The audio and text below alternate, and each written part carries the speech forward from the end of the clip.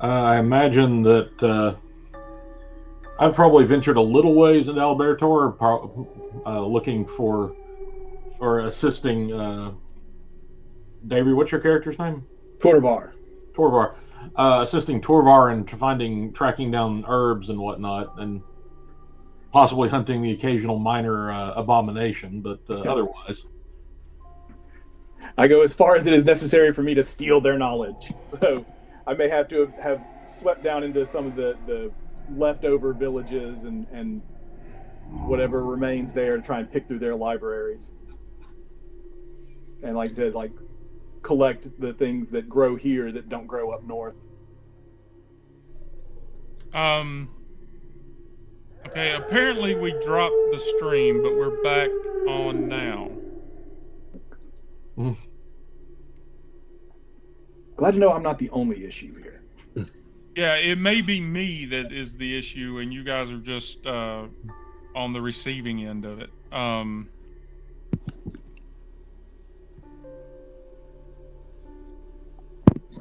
So yeah, we'll get through it. So anybody coming from further south or out east have witnessed even darker scenes. In those places, the soil is blackened and completely lifeless, often transformed into dusty deserts. Hey, Dr. Pumpkin, how you doing? Incapable of absorbing water from either rains or rivers, abandoned cities, deserted residencies and castles, ghostly farms whose livestock enclosures are occupied by nothing other than carcasses. Alberator is dead and all but gone. All that is left is what the people of Queen Corinthia carry with them on the journey over the mountains.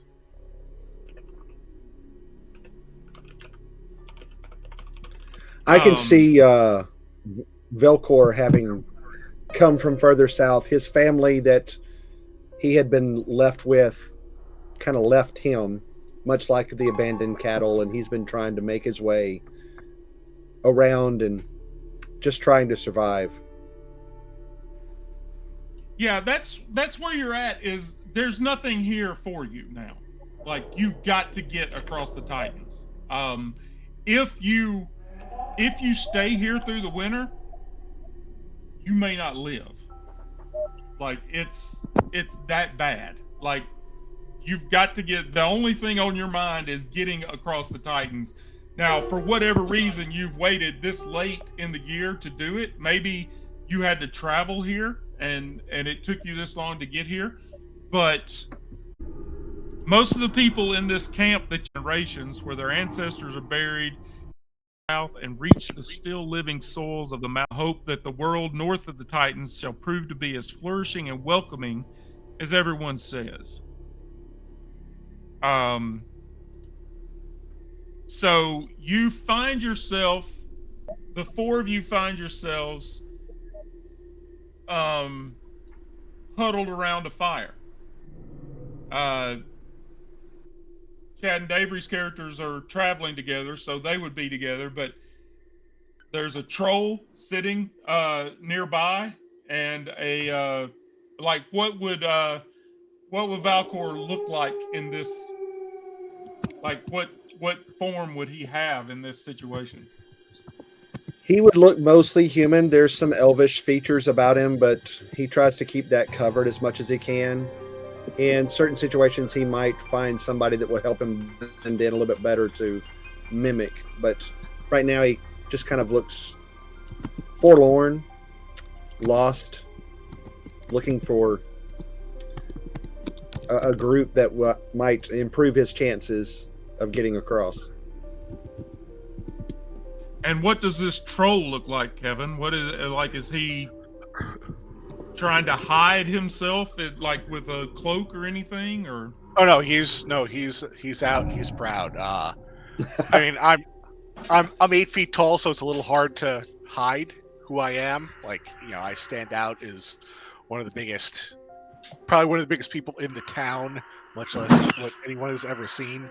But I figure that, I generally am dressed as like, standard like fantasy blacksmith garb, nice leather, apron to protect against the the embers and everything like that, but when I'm out about I'm out amongst the town, I have a nice like suit jacket on that I put over it because I'm a fancy lad, so I gotta show everyone the little bit of class that I have. But yeah, I'm a very happy, gregarious kind of person. Okay. I just have to know: are the sleeves cut off of the jacket? No, they're probably ripped because I got the biceps. Very very Lou Ferrigno, Hulk looking, but you know. And what do Chad and Avery? What do your characters look like as you're sitting around this fire, trying to like it's raining on you, and you're just trying to? Yeah, we lost the stream again. Yeah, I I should know. have rebooted before we went live. I've been getting a lot of lag with the stream. Like it's several seconds behind everything else. Like I'm watching, actually can see it right now, and Kevin is still talking, Oh, damn. like animatedly. Well, it's always lagging if you're watching on your phone. There's always a lag I've got it in between a the separate. video call and the stream. But I've got it in a separate window, and I'm running on a gig connection. And it's Yeah. when I say several seconds, I mean like 20 or 30 seconds off. it may be on my end. This has happened before where I had to split. I had to upload like 3 videos to do the entire stream because it kept doing this. So we may need to wrap this up. But Chad and Avery, what do your characters look like? What are you dressed as, and how do you appear? So Varric is dressed fairly typically what most people would probably think of as a barbarian hunter. He's wearing heavy leathers. They're reinforced with strips of bone to make some semblance of armor. He's got he's sort of kind of huddled under his cloak. He's got his hood pulled up, but his face is usually covered by a bleached wooden mask carved in the likeness of a wolf. And he's sort of leaning forward against a well-worn spear made of iron and blackthorn. And Turvar is also dressed like a barbarian, a lot of leathers, a lot of things like that. But he kind of takes scraps and bits from other places as he's gone down here, especially to like dress appropriately for weather. So if it gets colder, he started to like take Ambrian pieces and put them on top of him. Or if it gets hotter, then he started to like swap out his leather jerkin with a shirt that's more appropriate to the weather. He scrounges relentlessly for anything he can find. And he pretty much always keeps a shield strapped to his left arm. And even as we've been wandering, Chad may notice this too. Anytime he doesn't have that shield strapped to his arm, he's just got his arm kind of tucked under his cloak. And yeah, has a short sword that's his primary traveling weapon. All right, so you're sitting around the fire. There's a few other people around the fire with you. You're preparing a supper, and everybody's kind of, it's a friendly fire. Everybody is talking about the latest list of bad news. All the caravan owners have decided to make ready for winter on the south side of the Titans because of the rapidly approaching snows. The question is if they are right in assuming that the mountain passes soon will be closed off, or if there is still a chance to make it through before the winter reigns supreme. There's one guy sitting amongst you. He's a human. His name is Tilk.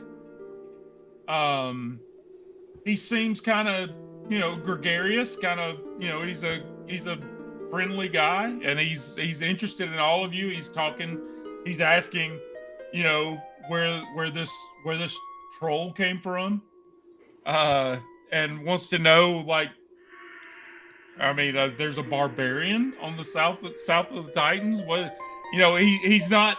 There's no like. there's no antagonism or anything. He's just a friendly guy. He's meeting you all and talking to you all, and you're like somebody brought in some meat, or something. Like there's something you're all cooking something and got some food going. Um, yeah, he's asking you all questions and just getting to know you, just chatting. Um, and like he wants to know like where are you going? Like if you're trying to get north, what is your plan once you get across the Titans? What is your goal? And I'll happy tell him like home. Where else would a member of the tribe be going at this time of the year? And I tell you this much, my friends: if these merchants decide they don't want to make the travel, I'm going on my own. And I'm like, any member of the tribe can get you through those mountains safely. If you want to come with me, I'll take you. Well, I'm hired by one of the caravan owners. I'm one of his guys, but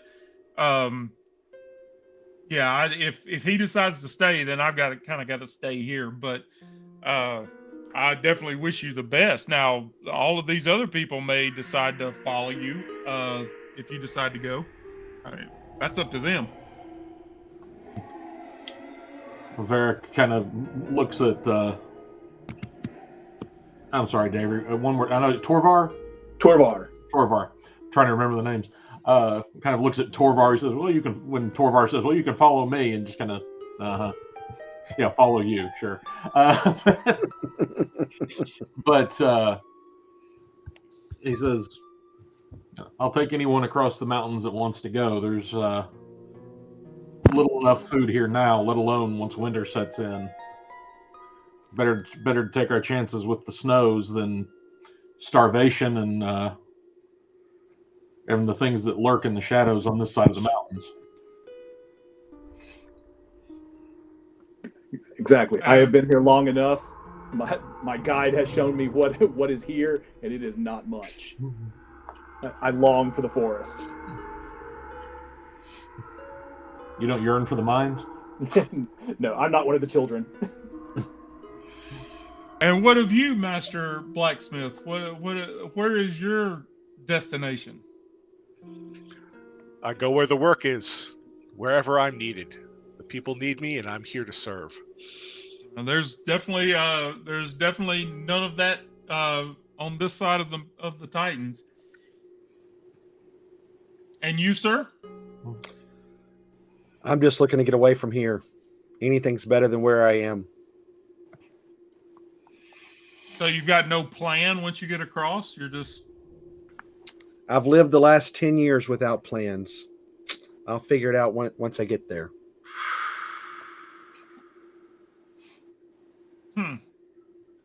That's okay. And because smoking is deadly.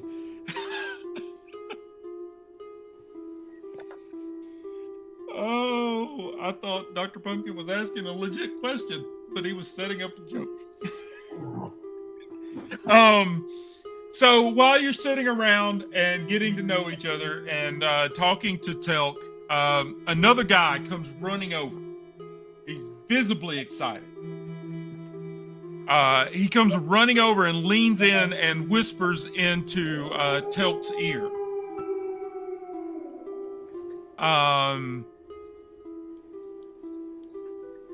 You all have your attributes built in. I said we weren't going to roll any dice, but guess what?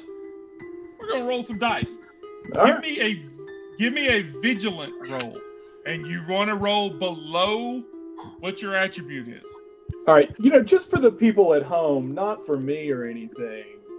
So we're going to roll a d20 and look at the number. Is that correct? You're going to look at the number, and you want it to be below whatever is the number next to your vigilant. All right. Well, we're going to hope that my copper you want it to dice... be the same or under. All right. We're going to hope my copper dice from Norse Foundry serve me well in the Copper Crown. 6. 8, so that is below my vigilance. That's below my vigilance also. My ooze of doom from Norse Foundry doomed me. I rolled a 14, which is above my vigilance. Oh no. Too far into your cups. Yeah, I didn't come prepared, so I don't have a die next to me. I know I'm a bad role player, but I apparently rolled 3 times in alchemy, and all 3 of the rolls are any of those individual rolls is lower than my vigilance. So I was gonna say, just pick one you like. So that was... Oh yeah, you rolled a 3, a 10, and a 5. Okay, so everybody other than Valcor, like you're all kind of sitting closer to Telk, and you lean in. When this guy comes running over, and he's all excited, and he leans into Telk, and like he covers his hands, and he's whispering into Telk's ear, and there's one caravan owner who has decided to brave the danger and dare an attempt to reach Ambria before the snows. And Telk brightens up like a midsummer sun, excuses himself. Please, it's very nice meeting you all. Prios's blessings on all of you. Safe travels. I've got to go see a man about a horse. And he runs off with this other guy.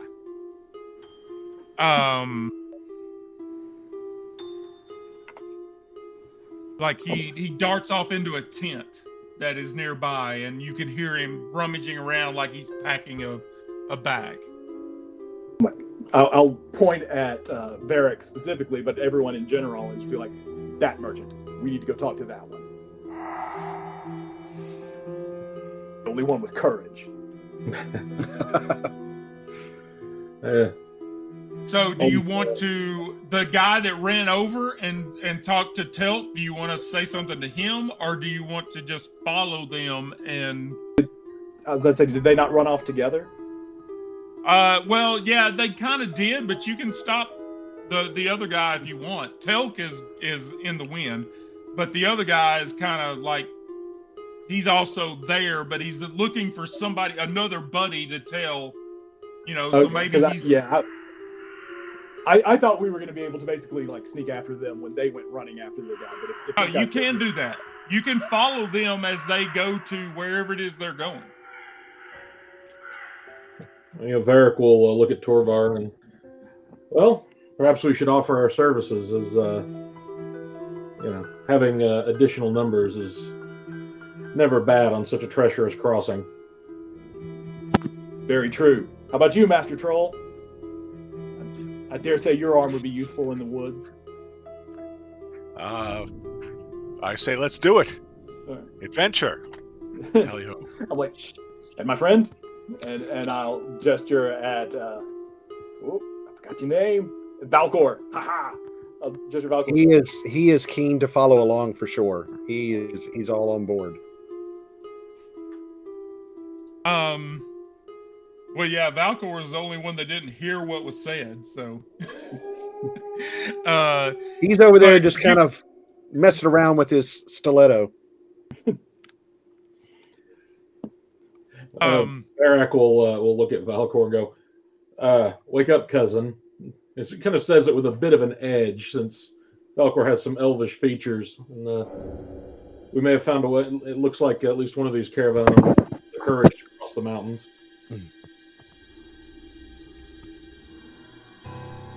So you kind of like, you don't feel the need to like be sneaky or anything. You're just like, you just get up and follow along. And they scurry along. Once Telk comes out of his tent, he's got a bag that he's throwing over his shoulder, and they head to the northern part of the camp. And you can hear them talking about Master Argosto. and he is the one that is planning to make a last-minute trip. As soon as at first light.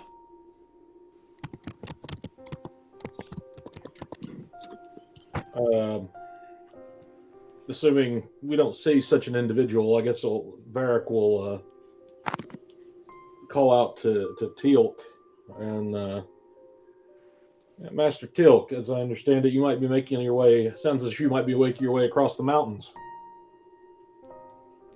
I'm told that Master Argosco is going to make a trip. I'm going to I've worked with him before, and I'm going to try and get in his caravan.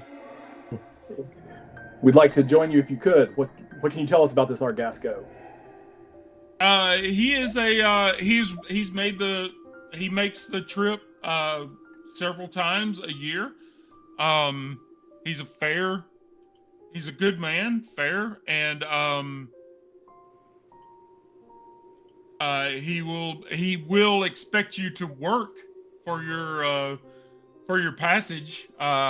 He will expect you to be able to defend yourself and the rest of the caravan. That's not a problem. Which tent is his? Follow us, and they approach this large, like, orange tent. It's one of the bigger, like I said in the intro, it's like there's some that are castles made out of cloth. This is one of those. And there's a line of people standing outside of it. Apparently, word is spread. But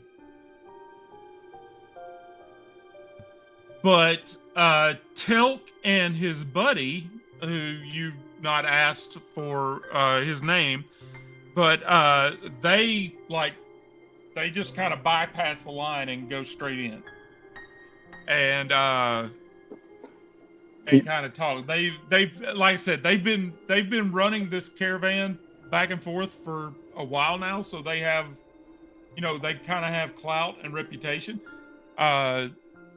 So they may not have to, do anything to get involved in this, but. Well, let's follow our good buddy Teal'c and our other good buddy, that guy. There'll be a guard that will tell you there's a line. Oh, we're with Teal'c. No, I don't think so. You're gonna have to wait in line. There's a guy. The guard has been working with Teal'c for years, so he knows a stranger when he sees one. And the line's not long. It's not like you're going to have to wait for hours. But as you wait in line, and people are talking excitedly about the chance of getting north, and and some people come out and they're like, yeah, and then other people come out and they're all dejected and, like, for whatever reason they didn't make the cut.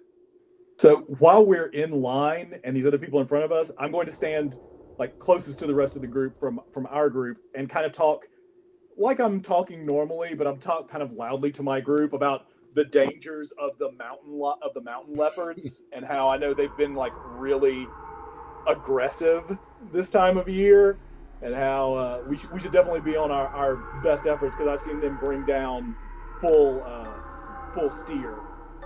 And that was before they were lean and toothsome. So, and claws like daggers. Exactly.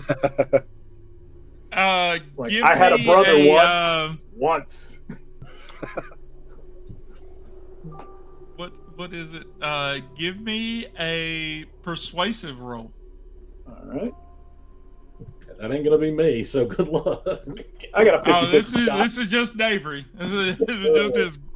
I got a 4, which is lower than mine.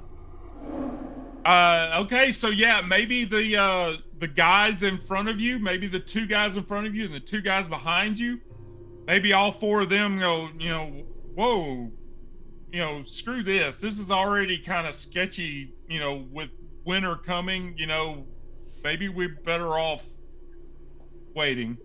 And so they split. And after a few minutes of, like I said, some people come out and they're like, all right, we're going. And then other people come out and like, damn, what, why? But you guys come in, and I guess you're going in as a group. You're going in, all four of you together.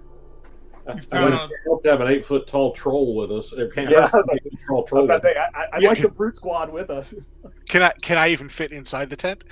Yeah, you can fit it. It's like I said, it's a castle made of cloth. So yeah, it's a large tent. So you're good. You might have to duck to get in through the door, but yeah, I figure, yeah. So Master Augusto sits in his pavilion, inspecting the inventory before the trip. At the same time, he takes the opportunity to interview potential companions.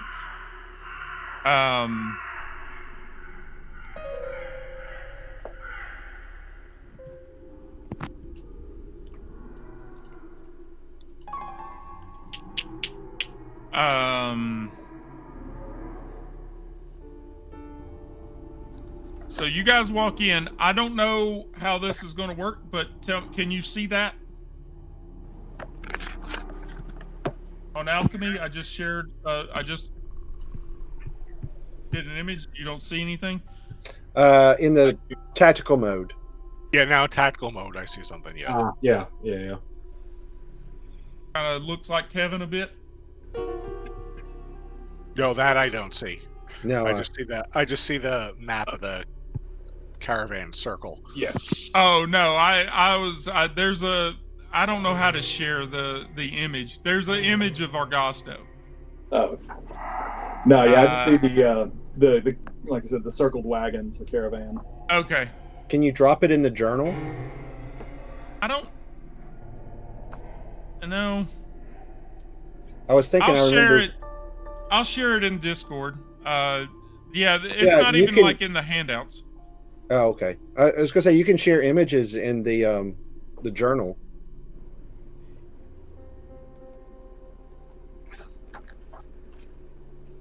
Yeah, but I have to have it in my on my hard drive.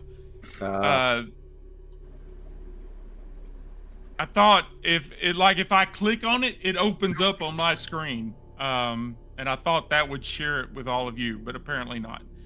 I need to figure out some more. But he is as I said, he looks like Kevin.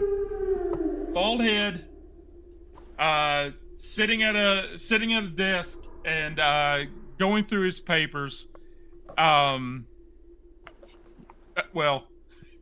I feel bad saying he looks like Kevin. A plump man in his 50s with rose red cheeks. Oh, so more like me. with rose red cheeks, dressed in baggy clothes of felts and skins. He ogles you briefly before returning to his list of equipment with a short, well.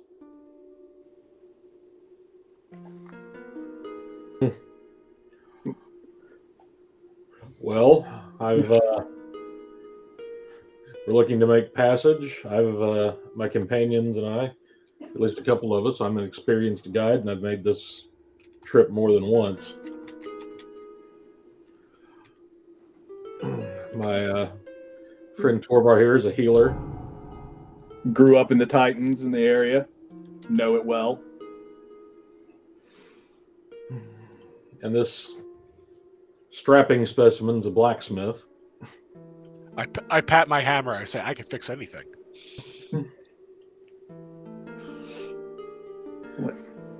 And I was like, and only an elf beats the sharp eyes of our friend here. Scout par excellence.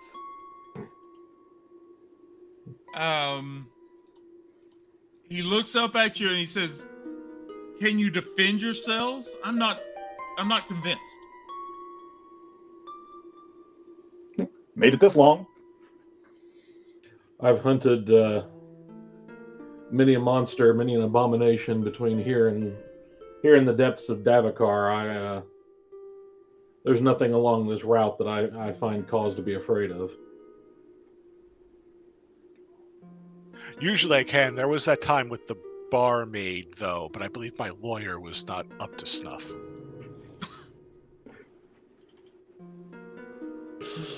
You should have done a feat of strength. Trial by ordeal. That would have solved it. There's a limit. I did. My lawyer wasn't good enough. There's a limit to the number of people I can accommodate. The ones who receive a spot in this caravan need to be individuals of importance.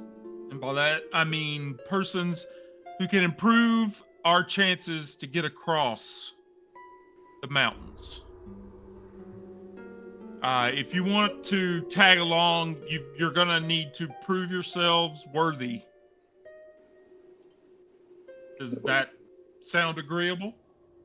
I will pit my skills against anyone in your crew. Agreed. I'm not suggesting a fight to the death, to be clear. This will be a competition to first blood. You get cut, you're out. And you will be going against a handful of my best men. And mechanically, what this means is 1 point of damage. Okay. I look back at my hammer and say, well, I guess I'm going to have to hit them extra hard. Just give him a love tap. Should be fine. Yeah. Mm. Is this agreeable to all of you? The other choice is staying in this blasted land. Indeed. And he points you back out of the tent. There's a large fire outside. I wouldn't necessarily call it a bonfire, but there's a large fire outside his tent. And he follows you out, and he loudly proclaims that he does not want to see a slaughter. Bruises and cuts are acceptable. More severe injuries must be avoided at all cost. We all need to get to be fit for travel in the morning. Whatever the outcome, I will accept. You know, we're going with first blood, but by no means do I want you to kill anybody, and that goes for you as well. And he points to his men. He said that you don't kill them, they don't kill you. This is first blood, and if they make it through this, then they are in the caravan. And you guys step into this large circle around this large fire, and 5 of his caravan guards approach you.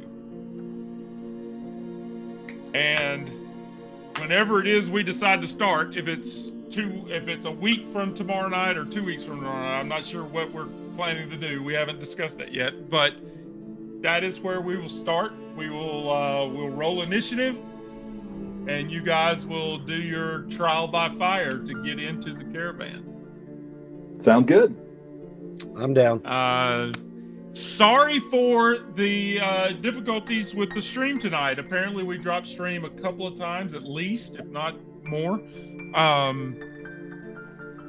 You would think by now that I would know to reboot my computer before going live, but I still forget to do that occasionally. So, but yeah, thank you for joining us for this session 0. getting our characters set and in place, and then we got to do a little bit of the intro to the story, the setup, and yeah, when we come back and get started in the campaign proper, like I said, we will at very beginning we'll roll initiative and get going with this trial by combat to see if you make it into the caravan or not. Yeah. So that's going to be us for this evening. Thank you. Thanks for hanging out, Dr. Pumpkin. Thanks for bringing your stand-up act to our stream. Your D&D stand-up. Thank you for checking in with us and hanging out. But yeah, we're going to sign off for the evening. I hope you all have a fantastic week. As we said earlier, if you would like to join our Discord server, there's a link. If you want to play some new games with some new people, that's a good community to join in. Tuesday night coming up, we will have our Blades in the Dark game, our standard, our ongoing campaign. And as Jenna was talking today about last year we did a special for Valentine's Day, and so it looks like we're going to do that again. That's going to be the big Blades in the Dark holiday, is Valentine's Day. So we're going to do, she's cooking up something special for Valentine's Day, which is the day after my birthday, so that plays out in my favor. But so we'll have something going for Tuesday night for Blades in the Dark. The carrying crew will be back, and maybe we'll have some guest people come in for the Valentine's Day special. But other than that, I think this coming Sunday, a week from tonight, is the Super Bowl. And one of my Aliens players couldn't be involved because of that. So next Sunday night will probably be kinless, because I have zero interest in the Super Bowl this year. It's completely rigged. Hey, guess what? It's rigged. And so I'll probably be streaming kinless. But then Monday night, a week from tomorrow night, do you guys want to start a week from tomorrow night, or are we looking at something different?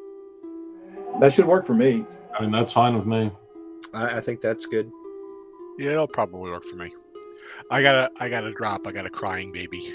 I'll talk to you guys in a little bit. Good reason. Bye. Yeah, we're all going to sign off anyway. So a week from tomorrow night, we will continue Symbaroum, and then Sunday night after next week will be Alien. We're running Chariot of the Gods, which is the starter set for the Alien campaign. I've got 4 players who have never played the game, and 3 of them have never seen any of the Alien films. So you can steal shamelessly and they'll never know. So they have no idea what they are walking into. So it's going to be fun. We're going to have a good time with that. So going forward, we'll have Sunday nights will be Alien. Every other week will be Symbaroum on Monday night, and then Tuesday nights will be Blades. And I will throw kinless in as I can. I got an email from Chris yesterday. He got the proof copies in of the hard copy of kinless, which I ordered. And they are like the original, the first proof copy was perfect. He's got no complaints. So it is going to the printer probably tomorrow. So I will get my physical book after 4 years. I will get my physical book soon. Right on time for a Kickstarter. Yeah. But oh yeah, he's the group he's with has already done like a couple of Kickstarters, but this isn't with that group. This is him kind of doing it on his own with Kinless. But it's been a long road, but I'm super excited to have the book, and I'm glad it's coming to fruition and everything's okay. But so yeah, that's going to be it for us this evening. Thank you for joining us and hanging out with us. This will be uploaded onto YouTube tomorrow morning. You can catch it there if you missed part of it.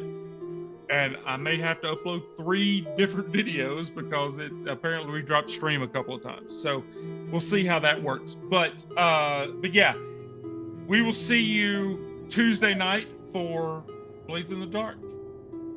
That's going to be it for us tonight. Say good night, everybody. Good night, everybody. Good night, everybody. Yep.